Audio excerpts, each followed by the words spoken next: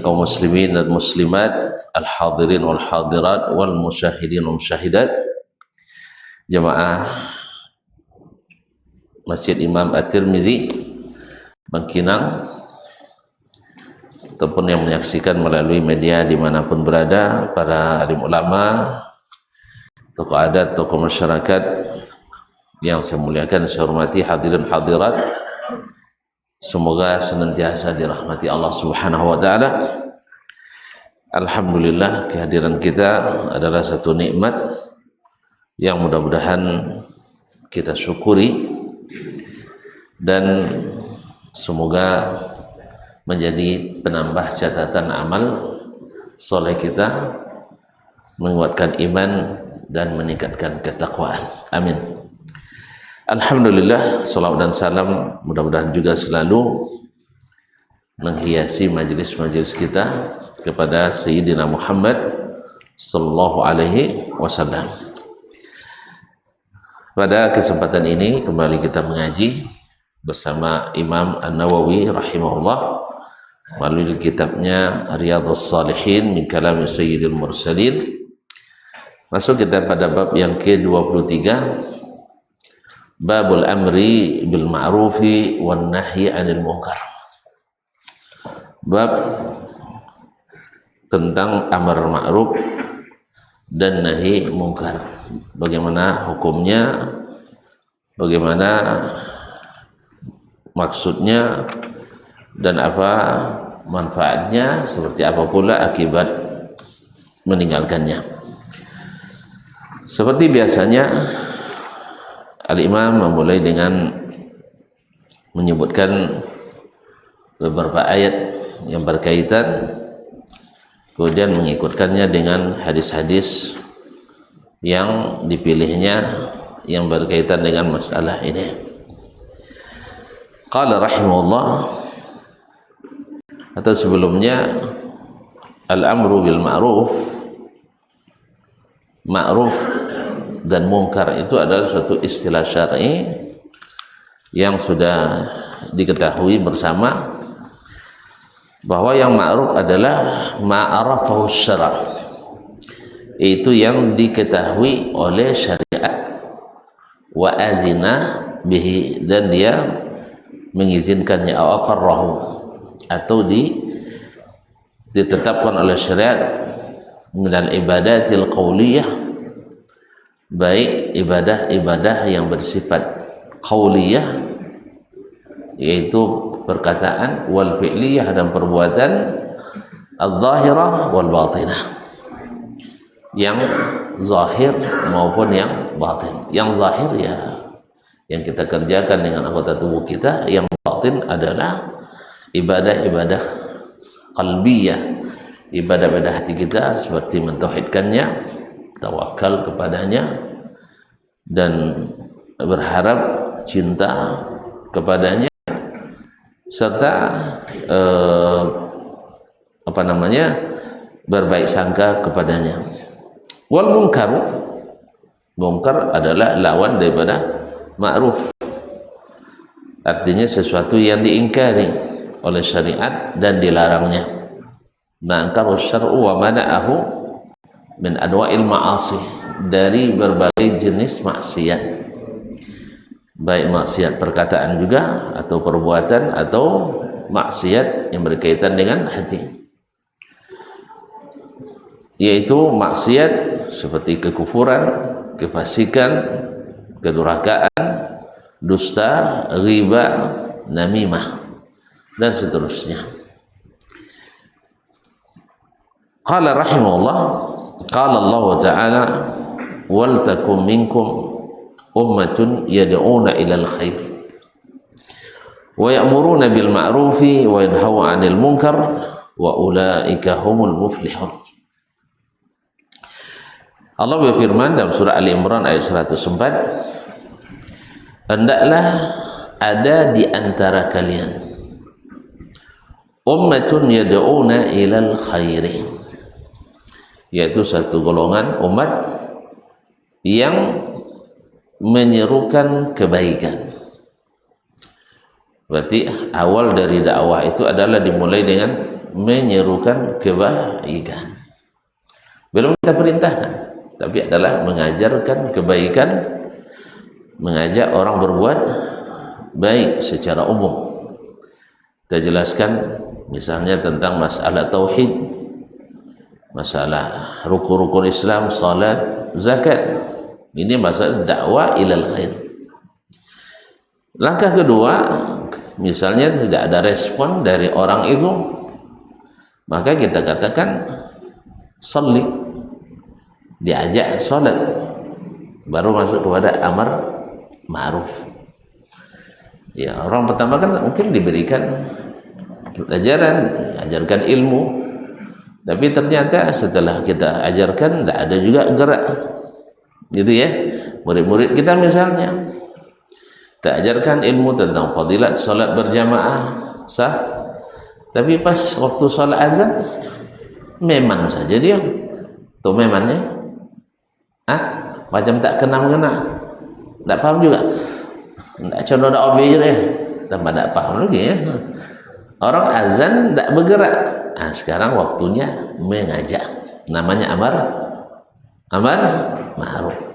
Diajarkan ilmunya, teorinya, tapi pas waktu datang tu solat tak ada gerak, sah. Atau misalnya zakat, diajarkan tentang zakat, itu namanya dakwah ilal khair, itu mendakwakan kebaikan. Tapi pas setiap tahun tak pernah nampak kita lihat di zakat, sah. Kita tahu dia sampai nisabnya atau sampai orang yang bisa atau wajib menunaikan zakat, lalu kita amar ma'ruf, Allah bayar zakat Pak Ji, ya tak? Tapi sampai ke dananya mana tahu kita mustahil pula memang ya, tidak sampai pada kita tu tanya mana dia. Nah, apa dia? Allah bayar zakat misalnya. Nah, ini namanya amar ma'ruf. Dan tadi yad'una ilal khair. Jadi memang selalu dimulai dengan pengajaran dulu. Setelah itu baru mengajak pada kebaikan.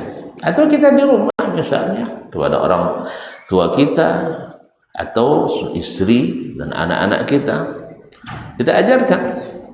Baik diajarkan secara lisan, misalnya dengan buka buku, atau kita ajarkan dengan memberikan contoh sahih. Misalnya setiap azan berkumandang kita mulai siap-siap berwudu, atau mungkin saja yang lebih hebat itu sebelum azan sudah siap-siap. Sengaja kita lewat di depan anak-anak, sah, 1, 2, 3 kali tidak mau juga tuh, ayo sholat, diajak. Jadi tadi kan secara teori kita sudah nampakkan. Nah, sekarang karena tidak ada misalnya respon, maka kita ajak, ayo kita salat. Demikian juga orang-orang yang misalnya di sekitar kita yang kita lewati menuju masjid misalnya, 1, 2 kan tengok aja dulu dia kan. Sudah itu mulai kita bilang salat cuh, mau pergi salat bang, dahulu lalu artinya tidak apa itu loh, tidak masih salatlah dahulunya. Habis itu singgah kayaknya kan ya, singgah kayaknya tidak ancak salat dahulu lah, jangan sampai kan, jangan lain salat, kan tidak siapa nak salat cendol, jangan tidak.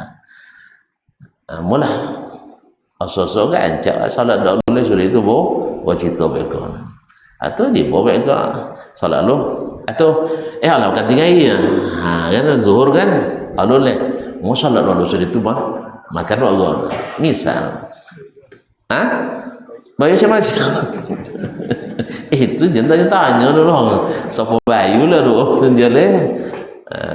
Artinya ada cara-cara yang barangkali ya sangat dianjurkan untuk membuat orang jangan tersinggung dan ada ketertarikan.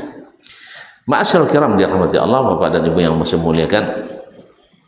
Kemudian kalimat wal takum minkum, hendaklah ada di antara kalian segolongan, menandakan bahwa ini sifatnya adalah fardu ainin, fardu kifayah. Fardu kifayah artinya bila ada sebagian yang sudah melakukannya dakwah ilal khair, maka gugur kewajiban dari yang lain. Tapi ingat, bila tidak ada satupun yang bisa melakukan, semuanya berdosa. Akhirnya, dan bila itu ada pada orang yang langsung berhadapan dengannya, bisa saja menjadi fardu ain, atau dengan orang yang dibawa bawa pengawasan kita, bawa pendidikan kita, seperti murid-murid kita di sekolah yang langsung berhadapan dengan kita, menjadi kewajiban kita secara ain.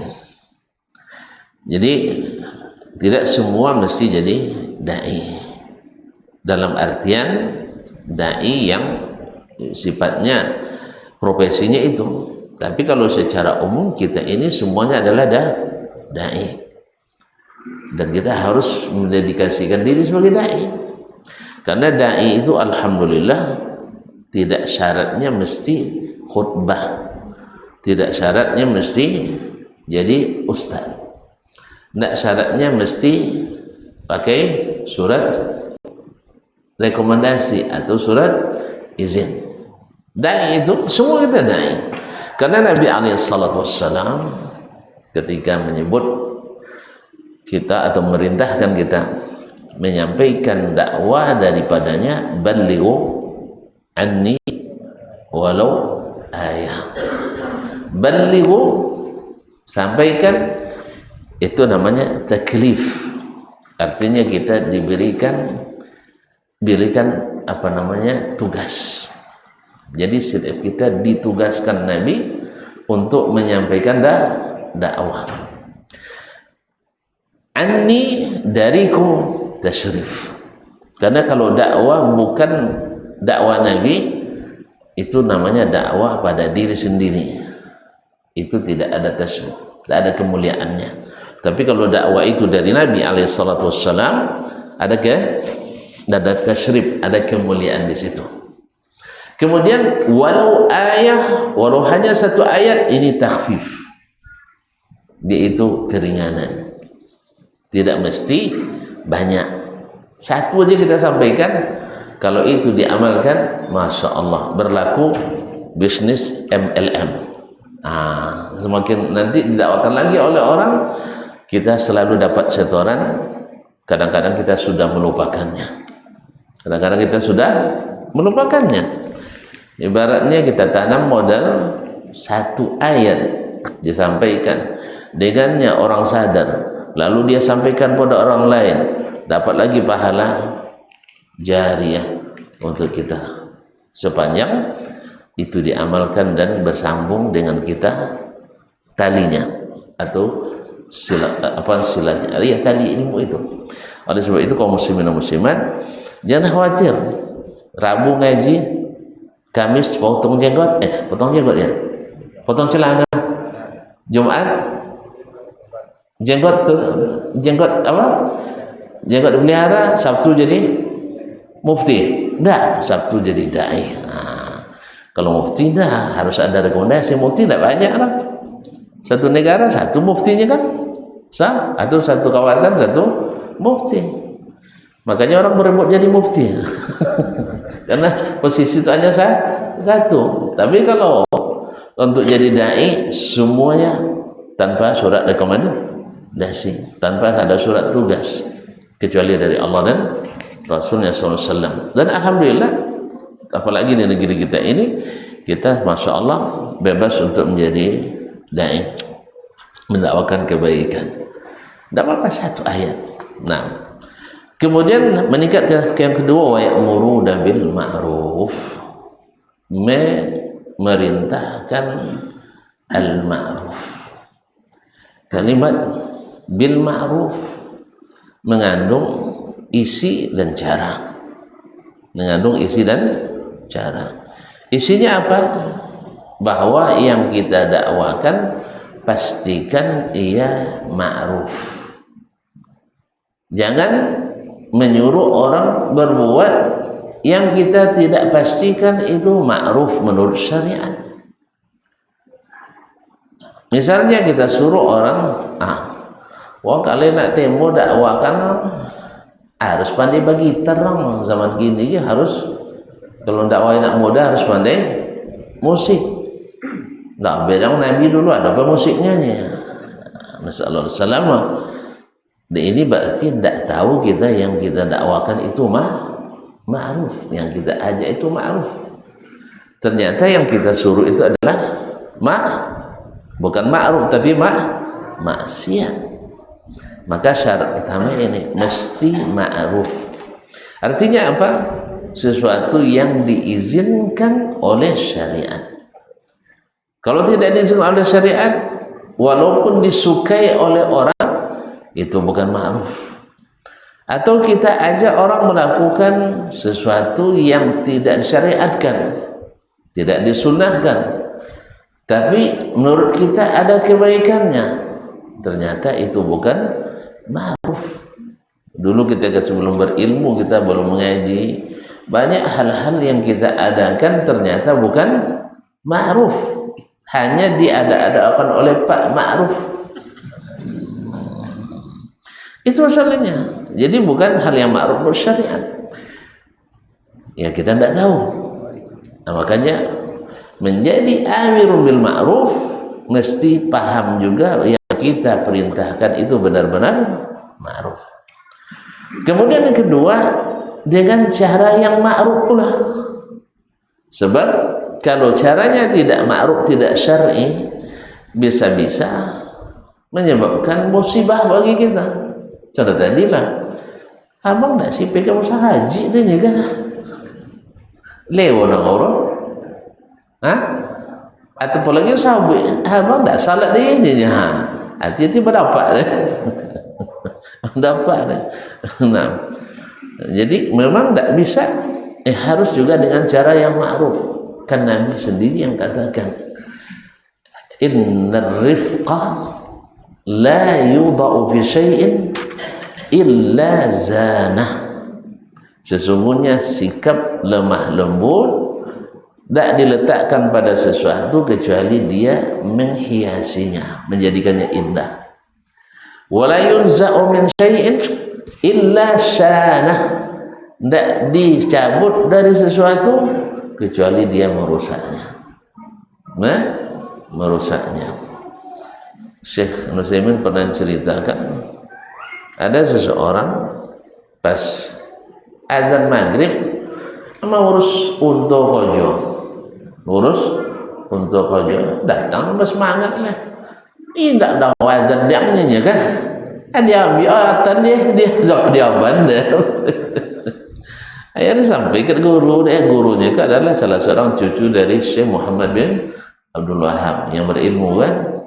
Akhirnya dia dulu itu besok Syekh memastikan dulu betul tak yang dilakukannya itu benar atau hanya laporan yang kadang-kadang kan kadang-kadang murid-murid kadang kan ternyata benar. Ternyata benar, dia pura-pura berwuduk dekat situ, buka mislah wuduk dekat situ. Pas memang orang azan maghrib mulai acur pokoknya kan. Nah, tapi sekarang Syekh caranya tidak seperti yang pertama, tidak langsung, tidak kena azan, tidak apa kau jong Syekh, tidak kau ngurus untuk tidak ancak galeh kau tinggal dulu sewaktu insyaAllah tidak apa-apa beko kau sudah mak solat-solat bawa kau jong. Alhamdulillah langsung diikut deh, langsung citong deh potong aduhnya. Anak muda datang ke sana langsung sogar dan benci. Dan benci. Jadi memang seseorang kita memerlukan kelemah lembutan itu, maka orang pun juga butuh hal yang seperti itu. Dulu cerita kabar ke awak kau nya, ya mudik-mudik tu kena, ya apa ajiro melo kami yang ji mugai tu, Pak Haji tak ada wazan ni kan.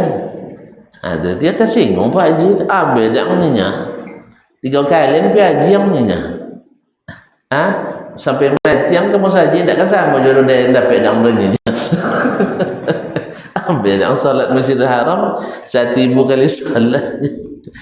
Jadi memang salah-salah sabut kadang salah-salah tegur karena caranya tidak ma'ruf, apalagi orang tua kan ya, nama negur anak muda-muda tantu apa tang pandang salatnya. Nah, jadi oleh itu kaum muslimin semua mesti dengan cara yang ma'ruf. Jadi harus kita ketahui itu ma'ruf dan mesti dengan cara yang ma'ruf pula, dan cara yang ma'ruf pula. Makanya seperti disebutkan oleh Imam Al-Qayyim rahimahullah, tingkatan-tingkatan amar ma'ruf nahi mungkar itu kan 4. Nanti kita sebutkan, kita membahas masalah wa yanhauna 'anil munkar. Mak copek sudah azan bang, azan dulu ya, azan dulu nak.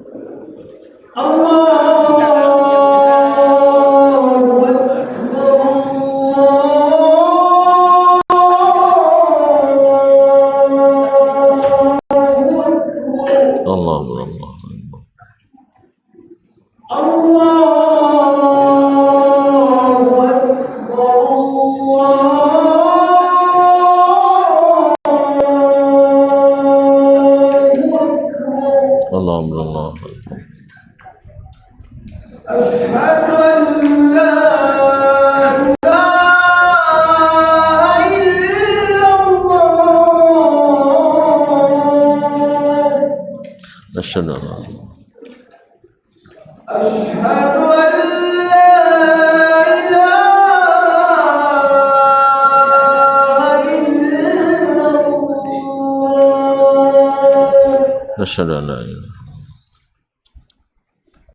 أشهد أن محمد رسول الله أشهد أن أشهد أن محمد رسول الله أشهد أن محمد رسول الله حي على الصلاة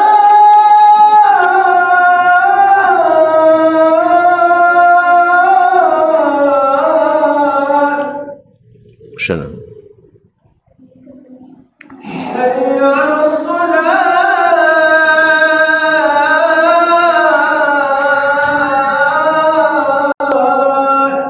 لا حول ولا قوة حي على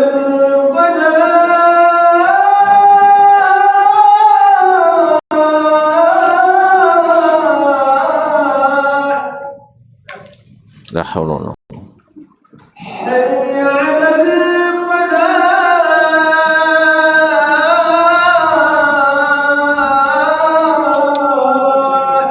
لا حول ولا قوة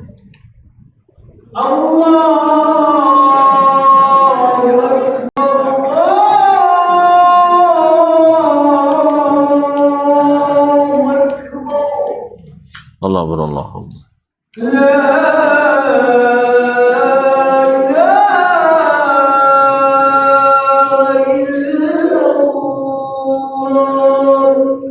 وأنا أشهد أن لا إله إلا الله. الصلاة القائمة الصلاة القائمة. Baiklah kaum muslimin dan muslimah dirahmati Allah SWT. Kemudian juga harus dipastikan orang yang kita ajak melakukan yang ma'ruf itu adalah benar-benar meninggalkan yang ma'ruf. Tapi kalau sudah kerjakan ya diajak dulu kan ya, bang gitu lah. Jadi oleh sebab itu pastikan dia meninggalkan yang ma'ruf. Kalau tidak usah. Ma'asyiral kiram dirahmati Allah Subhanahu wa taala, wa yanhauna 'anil munkar.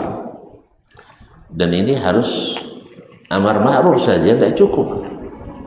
Mesti dilengkapi dengan nahi mungkar. Sebagaimana yang pertama, bahwa kemungkaran itu pastikan dia mungkar.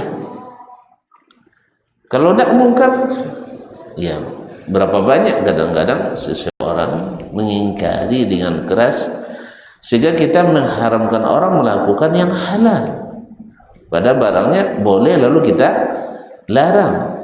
Ya, saya masih ingat dulu sebagian kawan-kawan yang melarang atau menjadikan sesuatu yang mubah menjadi haram. Akhirnya sekarang dia sendiri yang buat. Kemarin dikatakan haram, sekarang jadi hobinya pula. Bahkan keras pada orang lain. Keras pada orang lain yang melakukannya. Ada kawan baca koran tidak boleh katanya, baca cerita fiksi tidak boleh. Sudah itu waswa dia dalam motor, tamat dia sampai tujuan. Tamat dia sampai tujuan. Kasar dia alun waswa dalam waswa lewat josan. Cerita-cerita. Nah, ingat saya dulu ada orang umrah waktu itu numpang nih mobil anak kan. Ada di bawah novel yang viral itu, ayat-ayat cinta. Dek di tahun motor ada baca juga. Kalau baca lewarnya salah lah. Aku salah tobat lagi nih. Ada kawan sama Jokoran tidak mulia enak. Sudah itu nampang di motor dan pikariat. Uang bila Allah saudaranya baca itu sampai tamat. Alhamdulillah, berarti tidak jadi haram. Jadi kaum muslimin ada minal mubahat, hal-hal yang mubah tapi dianggap haram. Baca Quran haram? Tidak kan? Ini tidak boleh ada. Sama baca Quran berarti membuat sesuatu yang terlarang gitu. Bukan haram, bukan tidak boleh beraturan. Kami di pondok dulu tidak aturan tidak membolehkan, tapi buaya baca Qurannya. Cuman kami tidak boleh baca Quran. Na'jan abi waqatu tu hal-hal yang tidak berguna itu biasa. Tapi apa baca Quran haram? Tidak. Jelas. Sama misalnya ketika Musabbin anak pada asalnya suka nonton. Oleh sebab itu TV tidak ada marah. Sampai gini ada TV lah. Ini kalau ada TV bukan mengharamkan, tapi kalau berita kalau dasman mengharamkan TV jadi masalah loh. Jadi masalah. Sama aja ketika menukil perkataan Ibnu Abi Zaid Al-Qayrawani rahimahullah, ulama besar Malikiyah di Qayrawan, di Tunisia, Qayrawan dulu di abad keempat Hijriah.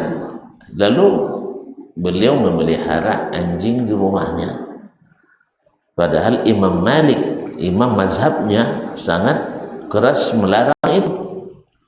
Lalu dia katakan, "Lau asha Malikun ila zamanina latakhadha asadan dariya." Kalau ikut Malik hidup di zaman kita hari ini, bukan anjing yang dia jadi penjaga rumah, singa jadi jaga rumah. Apa sebab? Sebab di zaman itu banyak pemberontakan, banyak penyamun, banyak perampok sama. Ya, banyak penyamun, banyak perampok. Makanya dia memelihara anjing di rumahnya. Jadinya lah kalau lucu itu Ustaz Dasman membolehkan melihara anjing di rumah. Itu masalah, tidak memastikan dulu nomor HP hidup 24 jam. Tidak ada nomor nelpon soal dulu. Lepas sebar berita itu juga di kalangan sebagian ustaz. Dia masalah ustaz itu suka juga kadang bergibah ya. Nah, makanya jangan tahu jangan langsung dia ustaz bergibah lah. Nah, kalau lah mulainya gibah ada yang til. Kalau tidak bertambah ya tiada ustaz sampai dunia kan. Jadi kaum muslimin muslimat dirahmati Allah SWT, jadi pastikan bahwa yang dilakukan itu mungkar. Kalau tidak jangan. Kemudian pastikan pula dengan cara yang ma'ruf tadi. Jangan merubah kemungkaran dengan kemungkaran pula. Dapat berita anak dilacik dari guru cambung bawa sekolah dah. Tahu jarur kan apa adon viral boga apa so mau kok anak tu di jadi tampo sudah itu salah aja sono nyata Nabi tenang tongkang dia mana bawa muko kan ya palu tampure akhirnya cuman masalah juga hukum yang diterapkan juga masalah yang membuat juga masalah akhirnya mengakibatkan guru tidak bisa menegur murid makanya hasil kita jadi gini hasil itu gini kalau awak dulu buya laju ngadu ke emak tambahnya kadang-kadang emak berdatan buyang dulu ininya makanya alhamdulillah kan tobo sih ndak hormat ke guru walaupun ndak mesti sujud-sujud kan lala pirolo yang lain akhirnya itu dulu trans 7 Wahabi Ustaz itu juga tidak dibolehkan harus diperbaiki karena itu bukanlah adab Islam.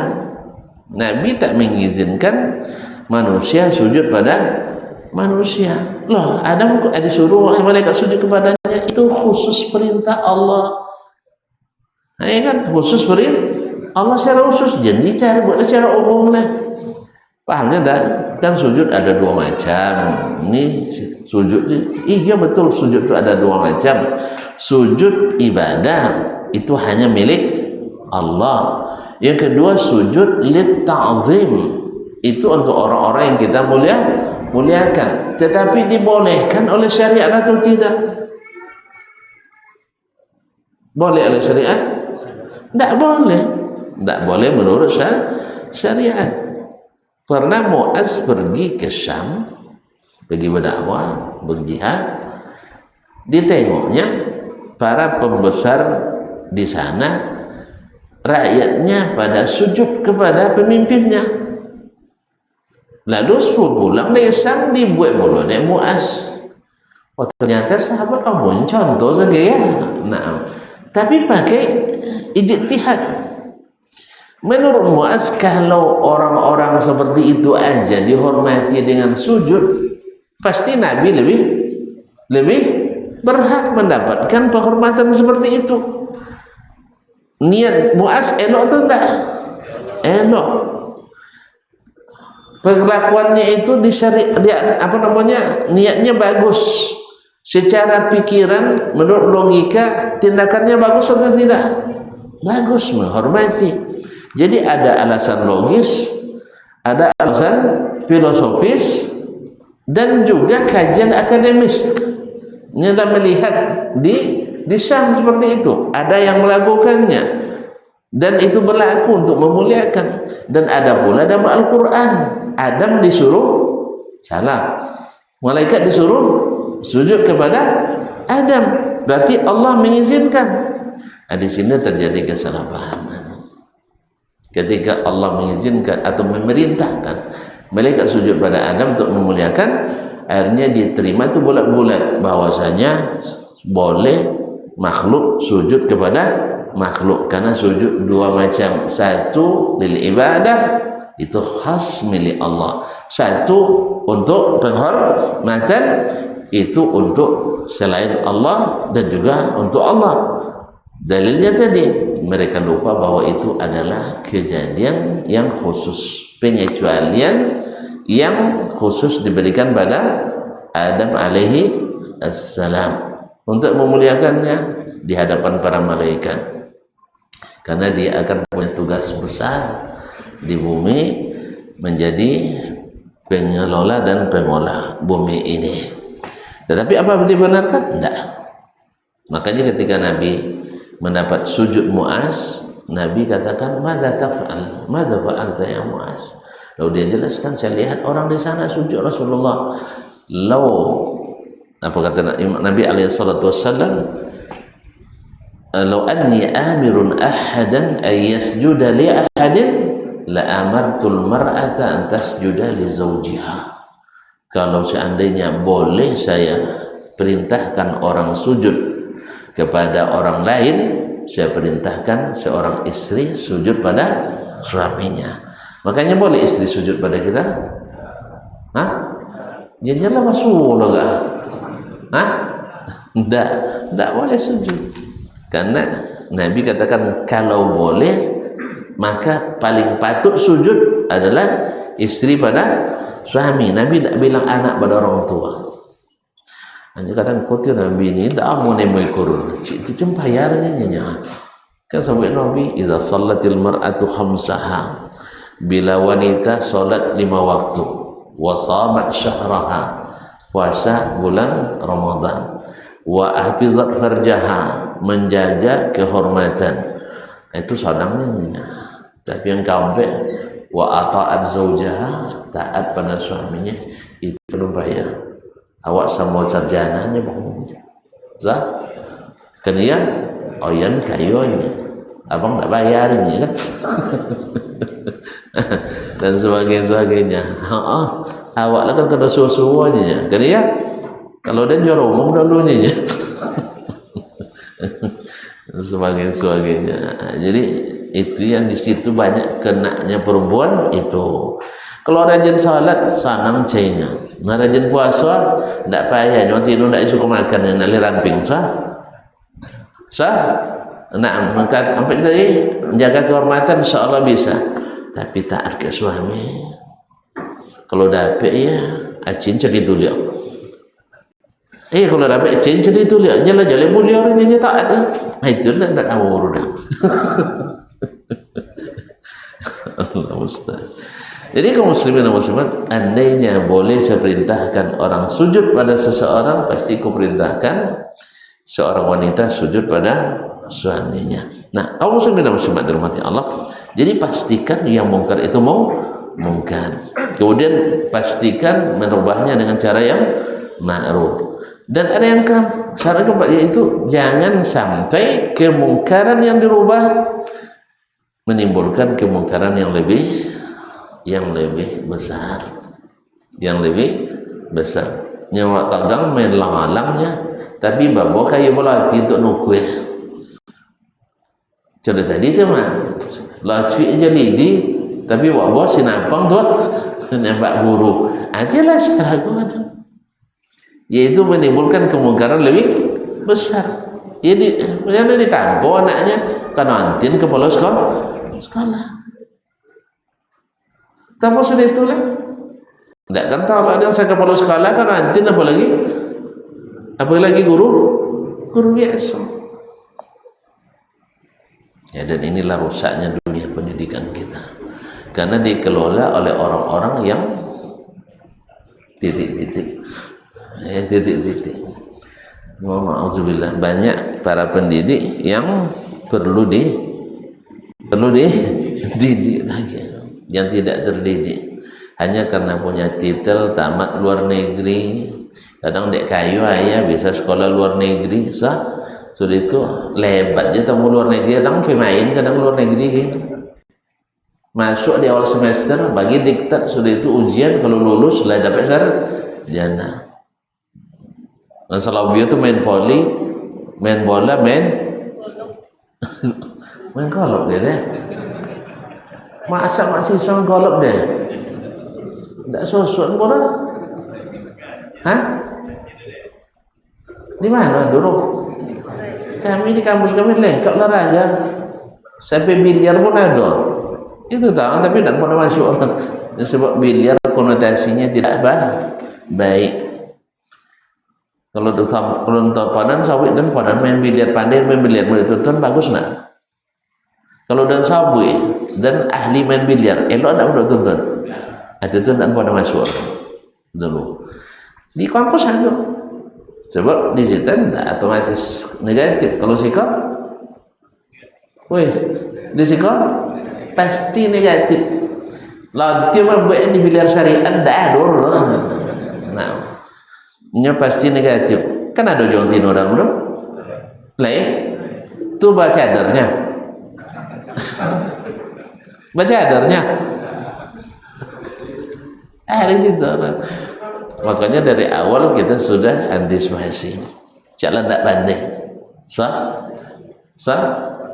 Nyapa ada nilai olahraganya. Ndak jolly kan ndak. Yang jolly olahraga malam elok tuh ndak. Wih. Ahli kesehatan nyabut olahraga malam ndak elok dah. Apa sebab? Mandi sudah itu, mandi sebelum tengah malam sehat atau tidak?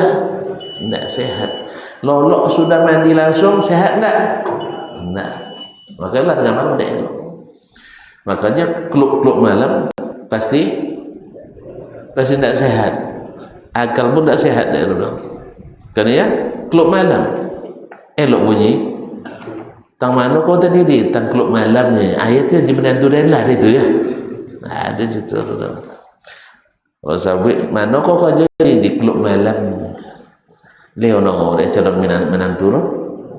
Hah? Kau dibuat anak buah Jawa. Ya, dan nak malam ini siapa calonnya? Di kau jadi di klub malam tu nyeleo nongol. Kan celak kau gadi pulang? Pulang lawi. Lawi gini. Elok emang ibunya Allah musta'an. Jadi kaum muslimin dan muslimat dirahmati Allah SWT. Jadi merubah yang mungkar jangan menimbulkan kemungkaran yang lebih besar. Waktu agaknya main alam beko pindahnya ke biliar. Elok lah? Enggak. Jadi kadang-kadang orang kan katanya carikan solusi. Artinya kok nak mainan aduh, bayi mainan yang lebih elok. Betulnya. Tapi kadang-kadang harus jen main kadang. Nyendak waktu main dan tidak ada tempat main yang main. Soalnya awak diciptakan untuk main tu enggak? Kan enggak dah. Nabi Yahya umur 3 tahun dibodek kau main. Yahya yang main. Dia jawab ma khuliqtu lil la'ib. Saya tidak diciptakan untuk main. Masyaallah dia umur 3 tahun. Makanya belajar sambil bermain itu tidak cari Islam, bukan teori pendidikan Islam. Walaupun main anda tidak boleh dilarang, tapi belajar sambil main akhirnya sampai godam belajar sambil main. Nyejak TK dah mulai. Makanya masuk kampus ni cari permainan. Apa yang paling lama kuliah yang banyak bermain. Tambah lagi apresiasi dari pemerintah kalau jadi pemain lebih tinggi daripada yang prestasi ilmu. Mana mahal bonus kaki pada palo gini. Serius, mana mahal bonus kaki pada palo gini. Kaki lebih mahal. Secek gol 1 miliar padahal ada manfaat bagi awak kecuali nama dah ada. Kadang sawah lupa ngai sudah itu dah ikan dah palo boleh mengisi dah lolok kira dapat bonus 1/5 lah banyak. Kadang tak pernah kena bayar maksudnya dulu tak ada kena bayar piala awak biarnya dapat piala cik. Kalau 3 piala ciknya tak ni kantor dennya. Awak kasih ni ganti dulu sendak. Allah musta'an. Sudah itu auzubillah. Jadi kaum muslimin dan muslimat dirahmati Allah SWT. Jadi kemungkaran itu mesti kalau dirubah dengan cara yang tidak mungkar, kemudian pastikan orang itu tahu itu mungkar dan pastikan bahwa kita juga mengingkarinya dengan cara yang bukan mungkar. Dan kalau diingkari tidak beda pada kemungkaran yang lebih besar. Nah, kemudian Allah katakan wa ulaika humul muflihun. Merekalah orang-orang yang mendapatkan kemenangan.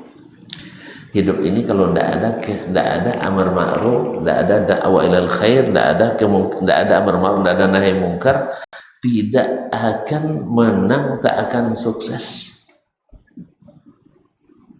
Jelas ya? Kalau hilang pilar-pilar ini, kita tidak akan sukses. Makanya letaknya pada dakwah, pada amar ma'ruf nahi mungkar. Itulah yang cara menciptakan keamanan, seperti yang disebutkan dalam ayat yang lain nanti, akan menciptakan keamanan. Di zaman Nabi aman, sah. Di zaman Khulafa Ar-Rasyidin aman. Apa sebab? Pilar ini hidup, sehingga khalifah bisa lolok tanpa penjaga di alam terbuka. Kini dia kan lolok lah. Untuk olahraga apa jago juga kan. Kadang seenya nak basuh je bini pun nak dipagar betis juga. Kan ya? Tidak aman. Tapi di saat itu Masya Allah, ketika datang utusan Persia mencari Khalifah Umar bin Khattab, tidak ada. Mereka kan menaklukkan Persia. Tentu bayangannya seperti yang dia lihat di sana. Jangankan apanya, jangankan Kisranya, kaisarnya, panglimanya saja, panglima angkatan bersenjatanya itu permadaninya sekitar kemahnya itu dengan pasukan Kopassusnya. Tapi sampai Madinah tidak ada nampak bangunan-bangunan berbeda lah. Akhirnya dicari mana istananya pemimpin kalian yang menggetarkan 2/3 dunia itu. Tunjukkan dia Umar dosudung ya. Subhanallah. Dicari Umar kau tidak tahu mana sedang lolok di bawah kurma.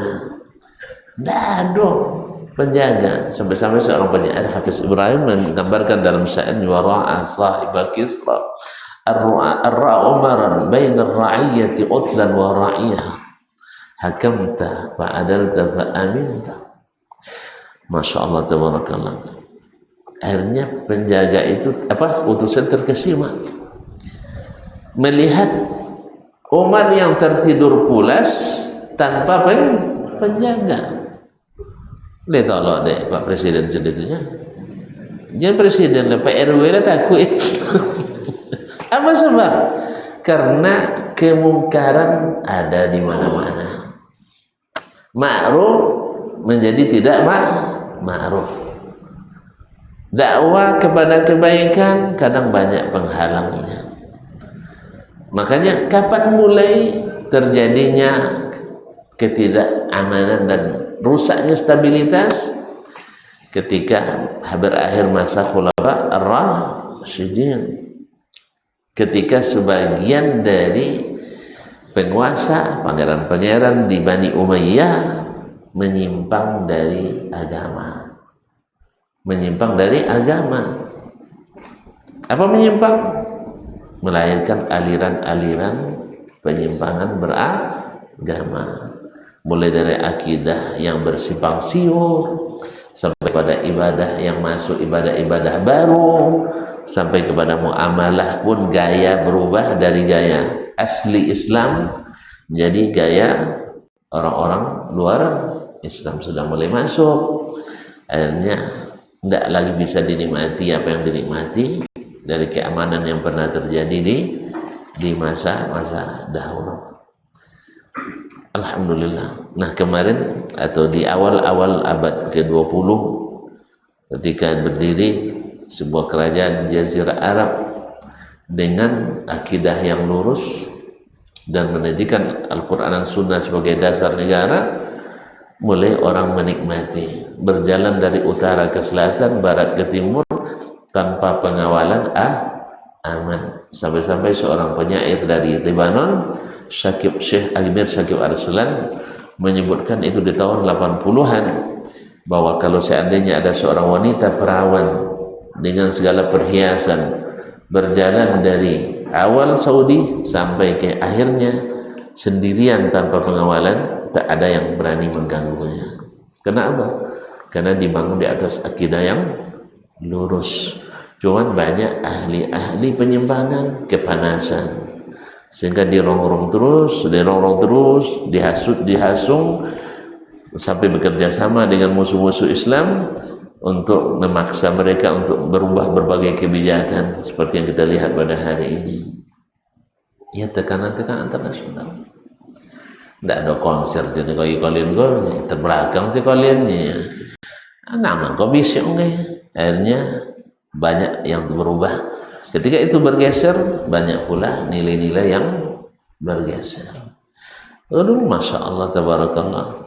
Ya, sampai sebuah penelitian dari Badan Kriminologi Dunia membuktikan bahwa kejadian kriminalitas 1 menit di kota Chicago sebanding dengan 13 tahun di Arab Saudi. Maka tanya 30 tahun kok minit ni? Hah? Kok minit 30 tahun? Alhamdulillah sampai tahun 2020 satu kemarin data yang saya baca masih menempati negeri paling aman di dunia. 2021 saya kira lah 2025 ya. Ada punya data, anak punya. Asal nak ke Jawa geser tak aman kotang situnya. Alhamdulillah. Alhamdulillah. Alhamdulillah kami menikmati keamanan itu yang tidak kita temukan di tempat-tempat lain dimanapun belahan dunia. Alhamdulillah berikan oleh nikmat 15 tahun tinggal di situ. Ya, tidak musuh-musuh zombie. Ya, tidak musuh zombie. Tidak pernah pula ditanya anta Wahabi. Kalau tidak Wahabi minggir. Tidak pula pernah mereka temukan mereka anti dengan perbedaan pendapat. Jadi kalau ada yang mengatakan itu adalah para pendusta, pembuat fitnah. Bahwa mereka anti mazhab. Alhamdulillah mazhab yang pelajari seluruh mazhab. Mereka tidak pakai ulama. Masya Allah. Ulama apa maksudnya?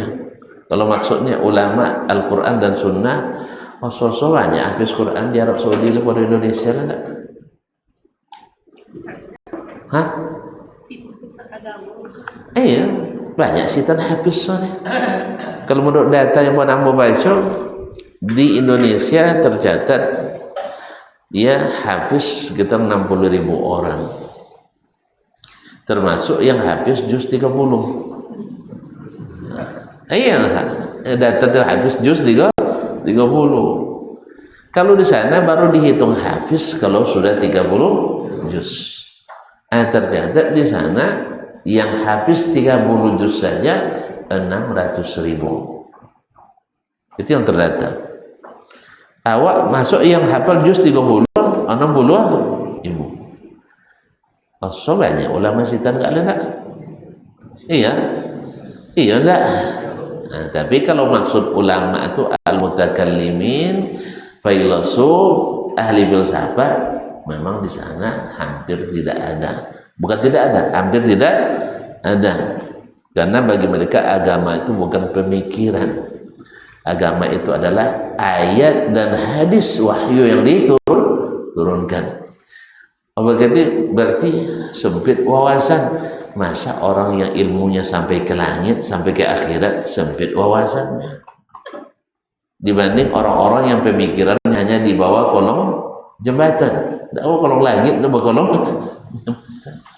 Masa wahyu lebih sempit daripada pemikiran Pak Wahyu masuk tuh? Tidak ada.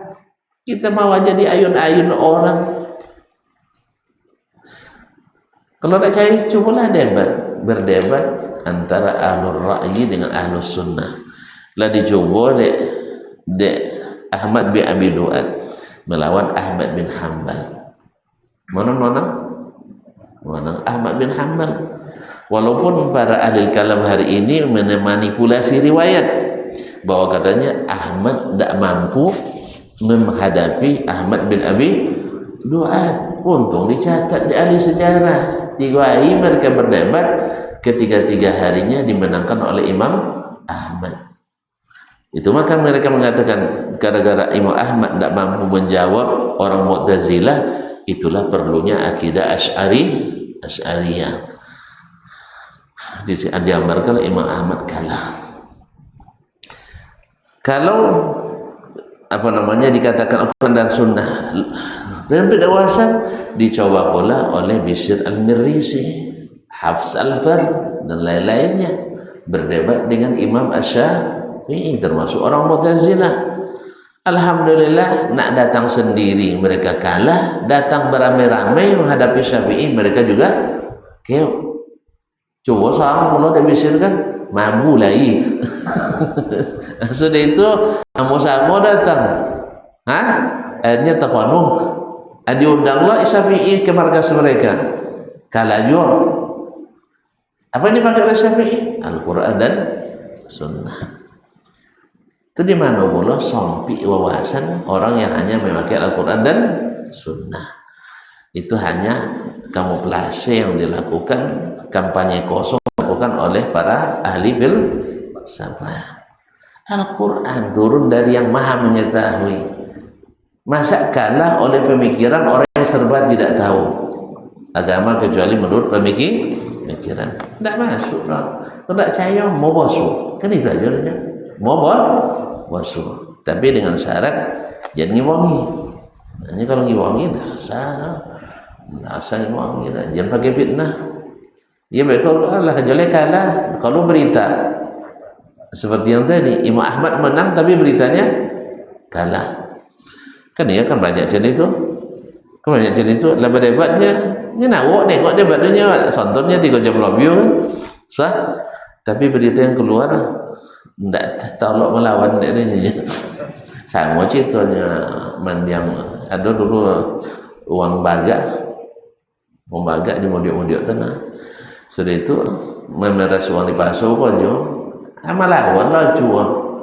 Pagi lah minta setoran kan, adi tunggu ada pingsan ni nya. Pingsan lah takui lo kau disiram jayu deh kan. Sadarnya toga melawan jong lainnya. Melawan jual lainnya. Itu tiru model. Dia lah jolek kalah tapi ngaku menang. Lan pingsan tadi kalau tumbuh. Itu siram dia ibu dia pasal jayu kan sadar kan toga melawan jual lainnya. Tentu kisah. Tidak tentu. Kau nanti mau dia untuk kisah asli. Kisah asli dia dan sampai nama takut lah ada cucu sih kok. Ayah takut ada cucu tersinggung lah kan tidak sampai nama orang. Ya datuk-datuk dan awak macam itu jangan baru agak anu mamak-mamak lagi kan tapi jangan sampai lihat. Nah, jadi kaum muslimin dan muslimat dirahmati Allah. Biarlah yang berlalu telah berlalu. Kita tatap masa depan yang lebih berilmu insyaallah taala. Terima kasih dan maaf. Gitulah dulu ya. Besok kita sama. Itu apa Pak? Da'a fi'il madhinya tuh. Yad'u fi'il mudhari. Nah, madhi fi'il madhi untuk masa yang telah lalu. Sedangkan yad'u untuk masa sekarang dan yang akan datang. Wallahu a'lam. Wa iyyakum jazakallahu. Assalamualaikum warahmatullahi wabarakatuh.